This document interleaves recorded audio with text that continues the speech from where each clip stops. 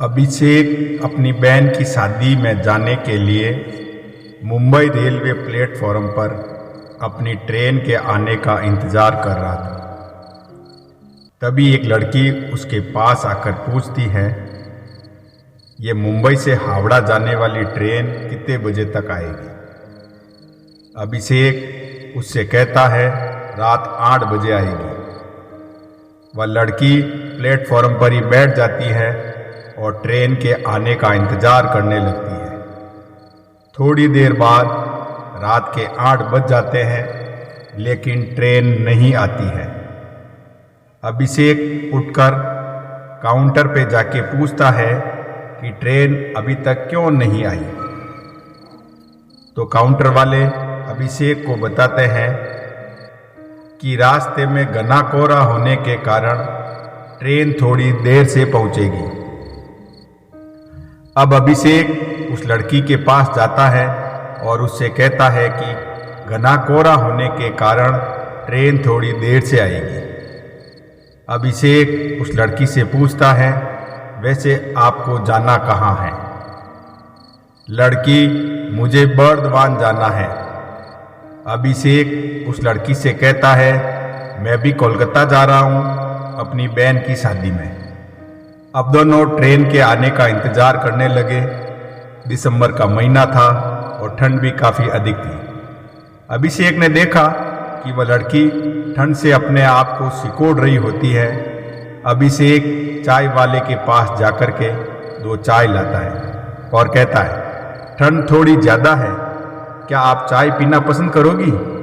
लड़की अभिषेक से कहती है, हाँ करते हुए उसे धन्यवाद कहती है। अब दोनों चाय पीने लगते हैं।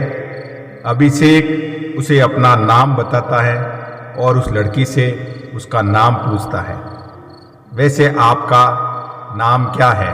लड़की, मेरा नाम अंजलि है। अब रात के 11 बज जाते हैं, लेकिन ट्रेन नहीं आती है।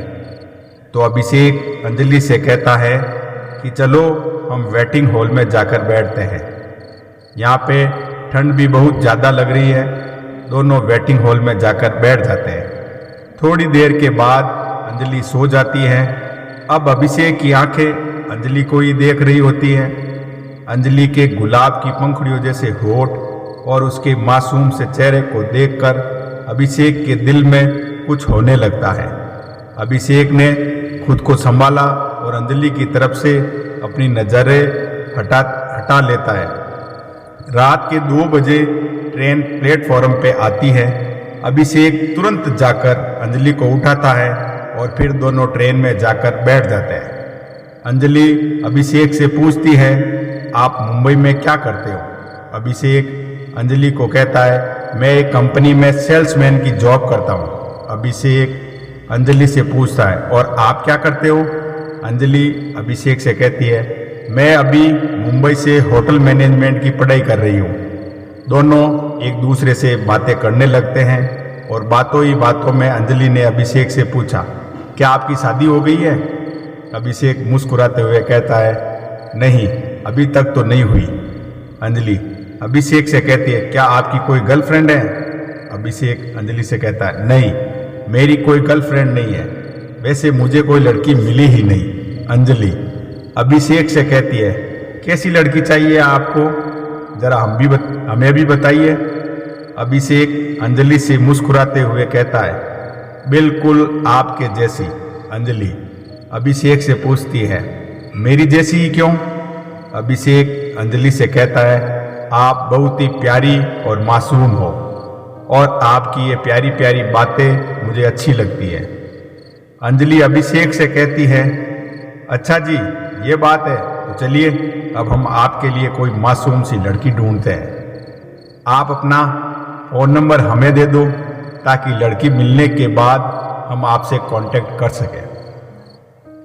अभिषेक तुरंत अपना फ़ोन नंबर अंजलि को दे देता है। थोड़ी देर बाद अंजलि सो जाती है, लेकिन अभिषेक को नींद नहीं आती है। वह सिर्फ अंजलि को ही देखता रहता है। ऐसा लगता है मानो अभिषेक के दिल में अंजलि के लिए प्यार का फूल खिल रहा हो। अभिषेक उस पल को अपनी आंखों में कैद करना चाहता था। वह सोच रहा था कि क्या पता फिर कभी अंजलि से मुलाकात होगी या नहीं। सुबह हो गई, ट्रेन बर्दवान पहुंचने वाली थी। अब अंजलि अभिषेक से कहती है, मेरी मंजिल तो आ गई है, अब मैं चलती हूँ। अभिषेक थोड़ा उदास हो जाता है। उसे ऐसा लगता है कि कोई अपना उसे छोड़कर जा रहा है। ट्रेन बर्दवान स्टेशन पर रुकती है और अंजलि मुस्कुराते हुए अभिषेक को अलविदा कहती है। अभिषेक ट्रेन की खिड़की से अंजलि की तरफ देखता है। अंजलि भी अभिषेक को आखिरी बार पीछे मुड़कर देखती है। उसके दिल में अभिषेक के लिए कुछ फीलिंग्स थी। ट्रेन अब स्टेशन से चल पड़ती है, लेकिन अभिषेक अभी भी अंजलि को ही याद कर रहा था। कुछ समय बाद अभिषेक के फोन पे एक मैसेज आता है जिसमें लिखा था, तुम्हारे लिए लड़की मिल गई। उसका नाम है अंजलि और ये उसका फ़ोन नंबर। अभिषेक ने तुरंत उस फ़ोन नंबर पे कॉल किया और अंजलि ने कॉल रिसीव किया। अंजलि अभिषेक से कहती है, तो लड़की कैसी लगी आपको? अभिषेक अंजलि से कहता है, बहुत अच्छी लगी।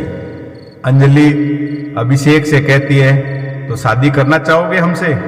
अभिषेक अंजलि से कहता है, जी बिल्कुल करना चाहूँगा। अंजलि अभिषेक से कहती है, तो आ जाइए बर्दवान। अब मानो अभिषेक की खुशी का कोई ठिकाना नहीं रहा। उसे उसके सपनों की रानी मिल गई थी। अभिषेक घर पहुंचने तक अंजलि से ही बातें करता रहा। यदि आपको मेरी यह स्टोरी पसंद आई है तो प्लीज़ मेरे इस चैनल को सब्सक्राइब करें, लाइक करें, कमेंट करें और शेयर करें। मिलते हैं एक और नई स्टोरी के साथ।